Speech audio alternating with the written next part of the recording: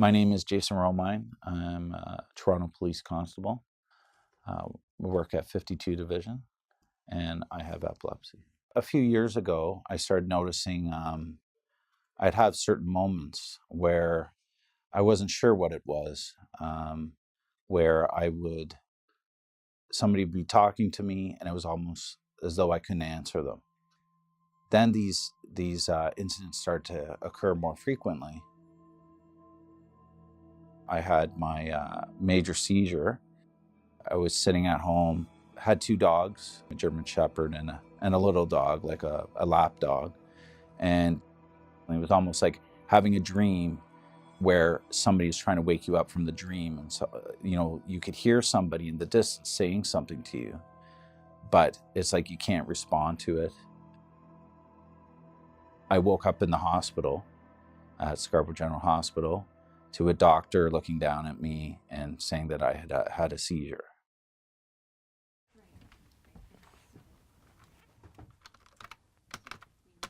Epilepsy is a neurological condition in which a person is predisposed to having recurrent unprovoked seizures.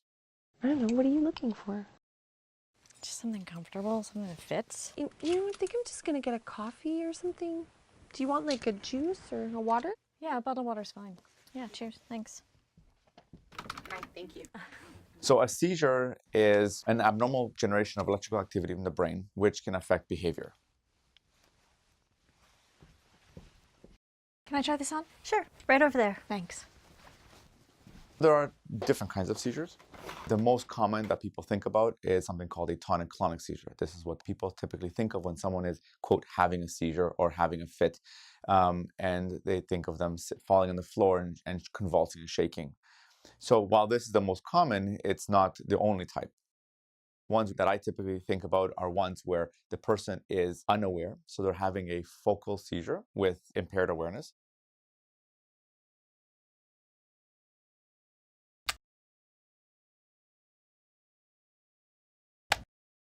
This is a type of seizure where the person may look like they're completely awake and alert. So the person's eyes are open, they may be able to talk, they may be able to respond with simple things, and they may be lip smacking, they may hold something tight in their hand, or they may do something like pick at their clothes, rub something. During a focal seizure, they're not actually aware of what's happening. So they can act semi-normally, but generally they're not responsive to what someone would say.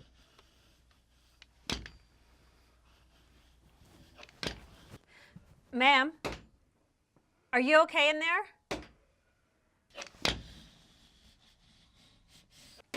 Ma'am, are you okay? Ma'am, I'm going to come in.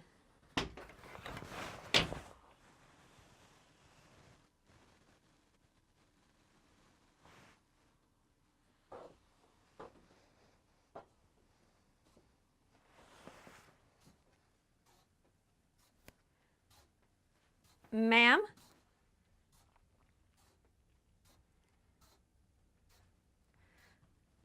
Ma'am? The typical seizure can last several minutes, up to 5 minutes or so. Generally, most seizures, the rule of thumb is most seizures are over by 1 to 2 minutes. Ma'am? Hey! Hi, Mall Security. This is Jody from my sister's closet. I just had a woman walk out with some merchandise. She's acting a little bit strange, so I don't know if she's stealing or what, but I do need some assistance.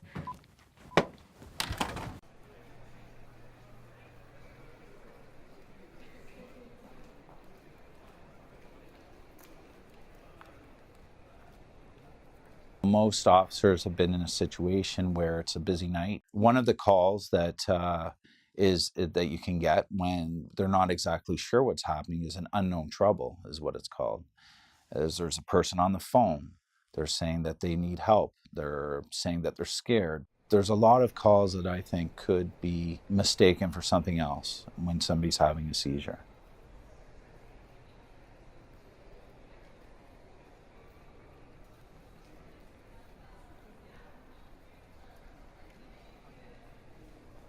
Officers, there's a lady over here. She just left my store. I believe she stole something, but I'm not positive. She's acting really strange. All right, whereabouts she at? She's right over there, officer. Blue jacket right there? Blue jacket. When we go to situations where we know that there can be miscommunication by you people calling, we have to get more information about what's happening once we arrive there. And sometimes time is an issue where there's a danger to somebody, but sometimes we have more time to try to figure out what is happening. Hello, ma'am. Hello. We're the police. Can I help you? Are you breathing okay? Can you tell me your name? Are you breathing okay? Hey, Danielle. Can you go see if she exhibited any signs of this in the store? Okay? Sure. All right. Does anybody around here know this lady? My name's Mike. Are you okay? I'm here to help you. Was she like this when she came into the store? No, she was fine when she came in. She went into the dressing room, and then I heard this banging, so I went over to see if she was okay, and then she wandered right out of the store. If the person is not imminently harming somebody or an imminent threat, that even waiting a period of time for observation may yield favorable results. Hello, ma'am. I'm still with you. Still here. Can I get that hanger from you? I spoke with the store owner. She wasn't acting like this when she walked into the store. It started about a few minutes after. All right. Have you seen a medical alert bracelet on her? No, and I smell no alcohol of any sort. During a focal seizure with impaired awareness, someone will have automatisms. Sometimes they'll do automatisms with their hands. So they can crush something, for example, in their hand, fisting, which can look sometimes threatening, or the picking, and various picking of the arms, of the clothes, various picking of things around them. Actually, I do recognize this clutching of this hanger, and her state could possibly be a seizure, maybe epilepsy. I think it'd be a good time to call the paramedics. Okay. With some of the automatisms that I mentioned with focal seizures with impaired awareness, sometimes it can be difficult to discern what their intentional behavior is. So, for example, I've had a patient who started to feel around in their pockets for something, and you can see that that can be seen as threatening. Well, folks, can I just get you to step back a little bit? Just give this lady some air. Just step back a little bit, please. Okay, I'm going to stay with you. If you know or suspect a person is having a focal seizure with impaired awareness, the one thing you can do is just to make sure that people are not encroaching on their space. So if there's a group of people, just try and get them to move away from the person and not bring out that fight or flight behavior, that initial resistive response. Giving them a bit of time and space, I think, will be useful, as long as, again, there's no imminent threat. If you notice that the person is near harming themselves but not imminent threat, then you can have to try and guide them away from that. If they're trying to walk into an intersection, there's a lot of traffic, trying to guide them away gently without forcing them, but just guiding them. Can I just get you to back up a bit, please? 275 dispatch. Can I get an ambulance to the mall? We have a female party who's possibly experiencing a seizure.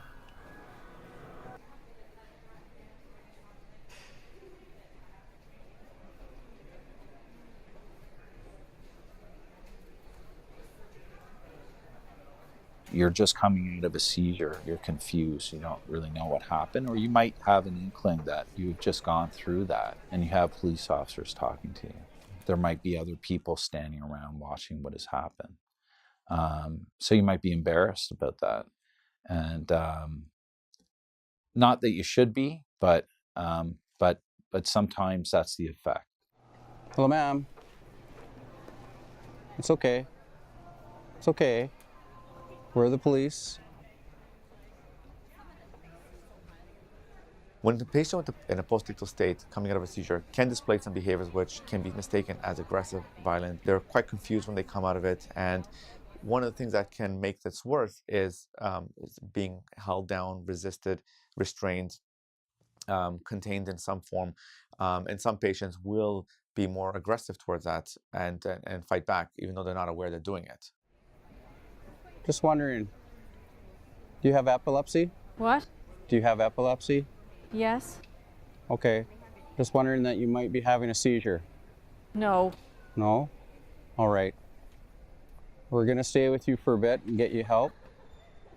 So in that case, giving them enough space, giving them enough time, calmly talking to them, trying to guide them to a safe place, and generally just try and speak in a calm voice and soft voice to try and reassure them about what's happening.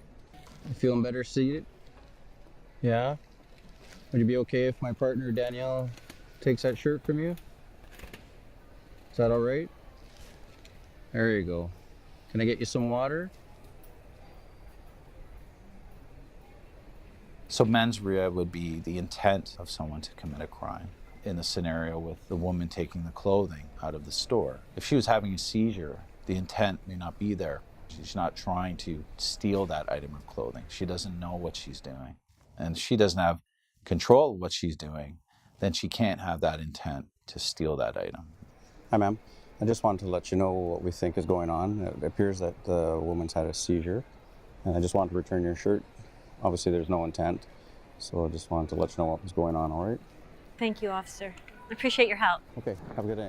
So if I would offer some kind of advice to first responders, it would be the importance of time and observation, if safe to do so. If you have the ability and there's no imminent threat, that if you give the patient some space, give them a bit of time and see how the case evolves over the next little while. Because if it is an ictal or post-ictal confusion, generally it does improve. But when met with resistance, it can worsen and escalate. Do you want to go home? Yeah. Okay. I don't remember what happened. I remember waking up in the hospital, but what my wife told me happened was she was upstairs. She heard the dogs making noise. She came downstairs, and I had a hold of one of the dogs by the neck, and the dog was, it was panicking. She was yelling at me to let go of the dog, which I faintly have a recollection of, how I was telling you, the dream, being in a dream state of hearing that, but I couldn't respond or don't quite remember. And she got on the phone. Emergency, you require police, fire, or ambulance? Ambulance. Stay on the phone, I'm going to put you through. Okay, tell me exactly what happened. My husband is having an episode. He's like, he can't talk and he's not making any sense. I hate to say it, but he was actually hurting my dog. Listen, I think he's having a stroke or something. Is he violent? I'm afraid a little bit, yeah. Tracy, I'm sending paramedics to help you now. Okay. She told them I had a hold of the dog and that something was wrong with me, and that they asked her to check my heart rate, check my vitals, and she had said to them that she was scared to go near me because I had a hold of the dog, and that she didn't want me to take a hold of her. They wouldn't really know what was happening there. Was it a medical condition? Was it possibly a domestic going on in the house? Was that the police came to the house, and I believe there were 2 units and a sergeant, as well as the paramedics, arrived. And then she told me when they came into the house, I was still confused. They were trying to put me on the stretcher, and I was resisting them.